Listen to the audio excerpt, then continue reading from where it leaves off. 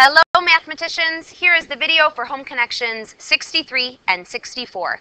Number 1, write the place value of the underlined digit in each number. The place values are spelled correctly for you here. So there are 5 problems and there are 5 words to choose from. So every time I write one down, I'm going to cross it off. All right, letter A. 3 and 1700ths. The 1 is underlined, and the 1 is in the tenths place. Letter B, 120 and 4 tenths, and the 0 is underlined, and the 0 is in the ones place.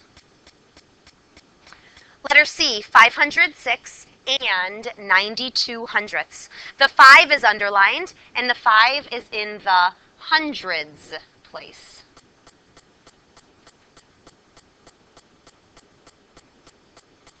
Letter D, 54 and 29 hundredths. The 9 is underlined, and the 9 is in the hundredths place.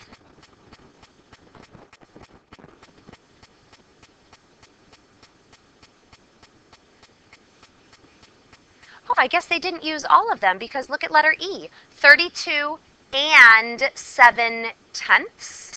That 7 is in the tenths place. So it looks like they didn't use the word tens at all, but they used the word tenths twice. Interesting.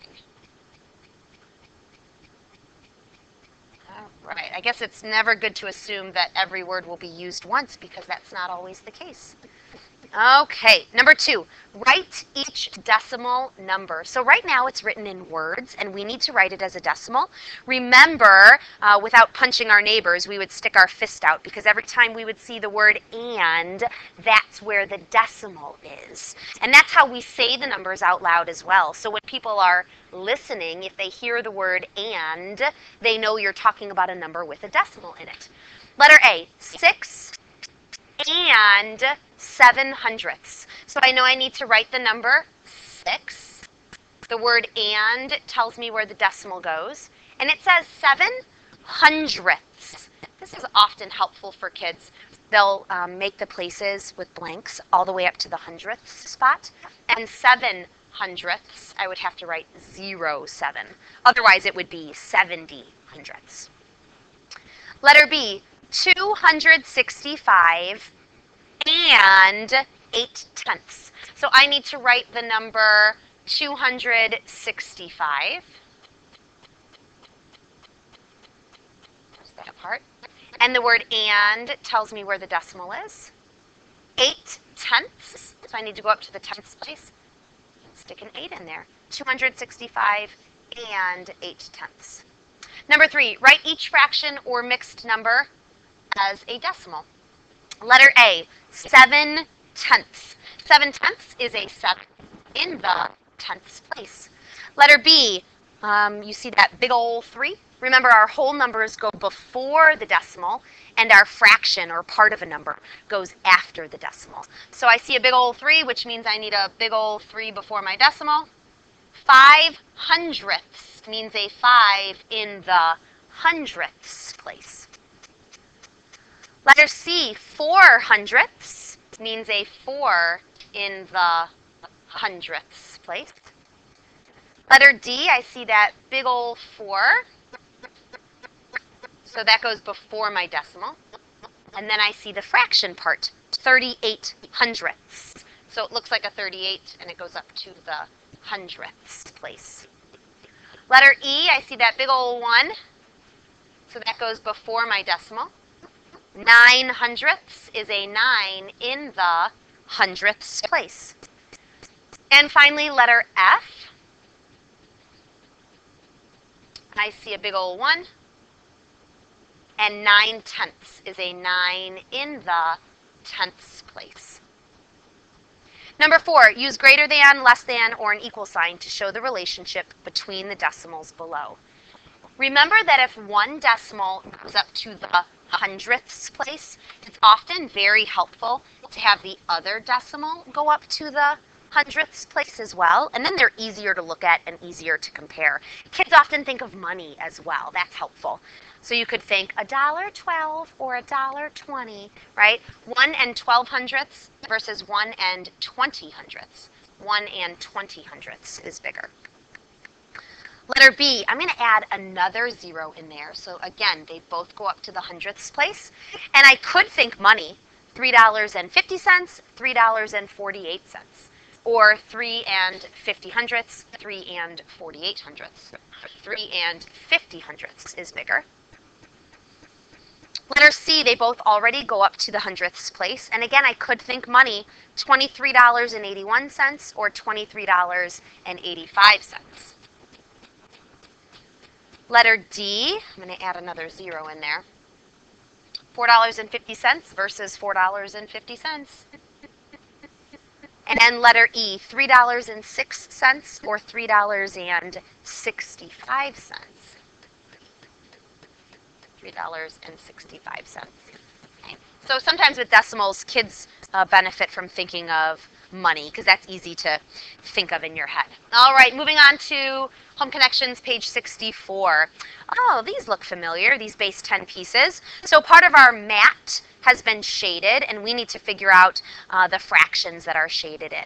And there are two different fractions, right? You can imagine kids having a ridiculous argument about what is shaded in. I can think of two things that are accurate. Letter A, you could think of it as 9 strips are shaded, right? 9/10. 9 out of the 10 strips to make up the whole mat. You could also think of it as 90 out of 100. Those are both equivalent fractions. If you multiply the top by 10 and the bottom by 10, 9/10 becomes 90 hundredths. They're the same thing. So 9 strips or 90 units, both the same exact thing. Letter B, you could think 2 strips, right? 2 out of the 10 strips.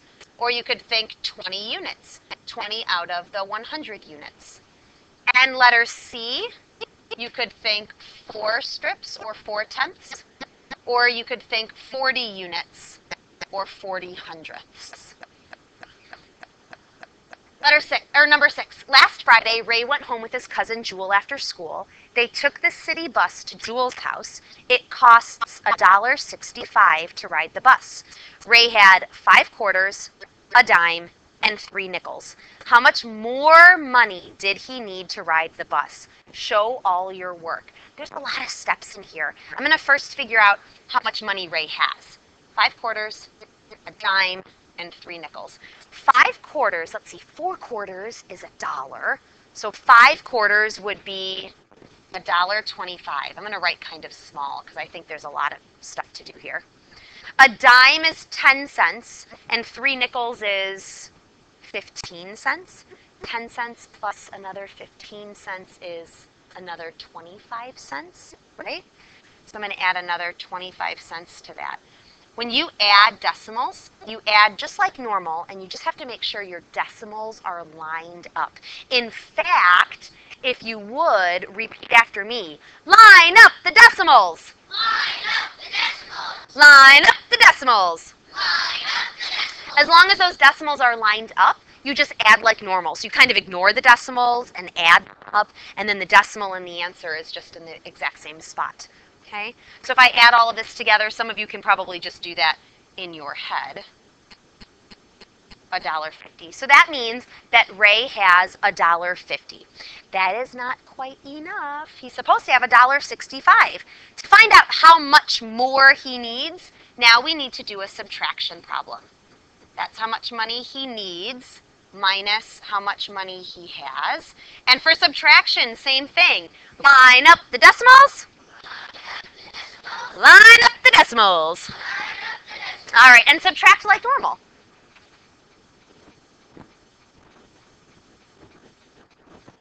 And that shows me that he needs 15 more cents. So I'm going to write that and circle it, because when there's a lot of work, it's nice to see easily where the answer is. So how much more money does he need? He needs 15 cents more.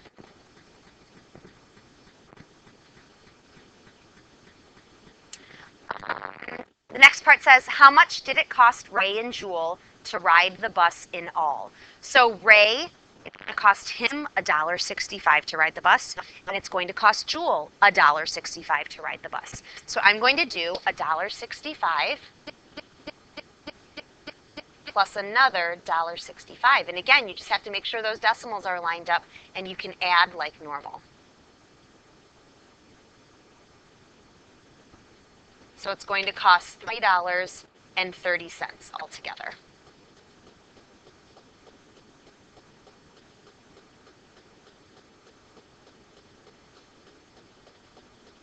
Number 7, Ray's school is 1.7 miles from his house. He walks to and from school every day. So that's 1.7 miles to school and 1.7 miles home from school every day.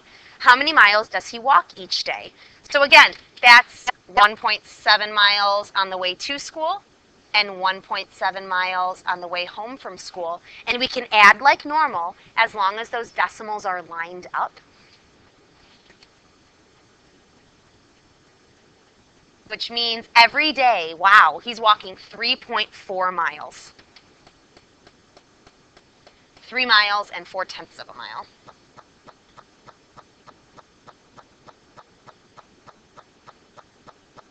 And the last question, how many miles does he walk in a 5-day school week? So that's 3.4. I need to do that 5 times. We have not multiplied with decimals, but I can show you how to do it. One option would just be to do some repeated addition, so let's do that first. And there's a couple of ways you could do it. You could add just a few until you do it 5 times, or if you're able to and want to just go ahead and do all 5 of them at once, you could do that.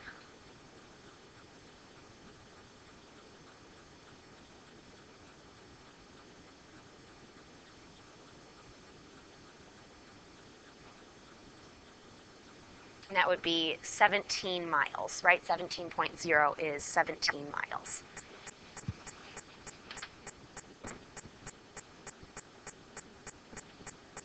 You could also multiply, and I'll show you how to do that as well. If you know how to do traditional, that's what I'm going to show. I'm going to show how many miles he walks in a day times 5. And again, we will learn traditional later this year. And we're not going to be worrying in 4th grade about multiplying with decimals, but for those who are interested, this is how you would do it. Multiply like normal. 5 times 4 is 20.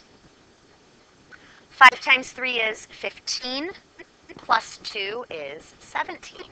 Now, because there was a decimal in our problem, we also need a decimal in our answer. And there's a trick. You can say, in my problem, I see that there is 1 digit that comes after the decimal. So in my answer, there needs to be 1 digit after the decimal. So that tells me that, yes, again, the answer is indeed 17, like it's supposed to be, 17.0 or 17. You also could think 3.4 is pretty close to 3. And 3 times 5 I know is 15, so I need to put my decimal somewhere where the answer is going to be pretty close to 15. If I put the decimal here, that would be 1.7. That is not close to 15. But isn't 17 pretty close to 15?